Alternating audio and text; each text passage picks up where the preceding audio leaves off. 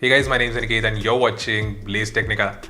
So after launching so many bad phones like the Galaxy J2, J5, J7 and whatnot, which used to lack even basic sensors, Samsung finally came up with some good mid-range phones, the Galaxy M10 and the Galaxy M20.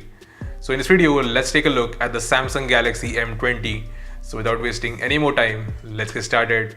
If you end up liking this video, then don't forget to subscribe and also press the bell icon to get notified every time I upload a new video. First, let's talk about the build and design of this phone. The phone is made out of plastic and it has got that glossy back. We also have a USB Type-C port at the bottom, which we rarely see in any phone in this price segment. On the front, we have a 6.3-inch Full HD Plus TFT LCD display along with that water drop design notch. Samsung called this as their Infinity V display. Outdoor visibility and viewing angles also seems to be good on this.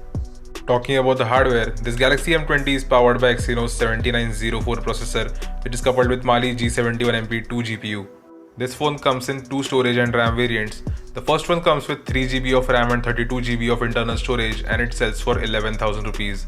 Second one comes with 4GB of RAM and 64GB of internal storage and it sells for 13,000 rupees. And this phone has a 5000 mAh battery. Also, this phone has a dedicated microSD card slot so that you can use 2 nano SIMs and a microSD card. Talking about the software, this Galaxy M20 runs on Samsung Experience UI, which is still based on Android version 8.1 Oreo. It will get updated to Android Pie, but when, only Samsung knows that. We also get some Samsung's own apps like the Galaxy apps, Galaxy themes and the Samsung Mall. This phone has a fingerprint scanner at the back, but it is not the fastest if we compare it to other phones. It takes about half a second to unlock.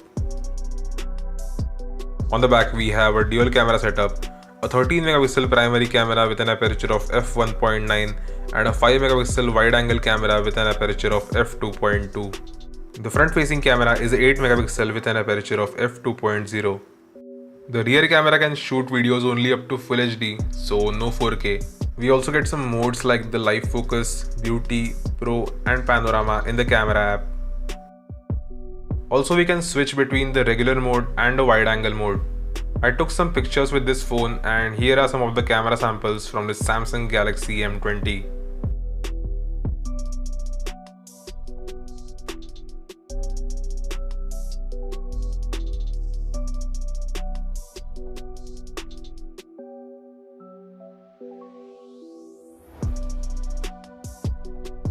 So what do I think about this phone? Performance-wise, the Galaxy M20 isn't the best if we compare it to other phones in this price segment like the Zenfone Max Pro M2, Realme 2 Pro, Redmi Note 7, which comes with a Snapdragon 660 processor, which is way more superior than the exynos 7904 found on the Galaxy M20. But if you are a normal user and looking for a Samsung phone to buy in this price segment, overall I would say the Galaxy M20 is still a good phone. So that's it for this video. I hope you guys liked it. If you did, then give this video a like and subscribe to BlazeTechnica for more tech videos like this. Thanks for watching. This is me, Aniket, signing off, and I will see you guys in the next one.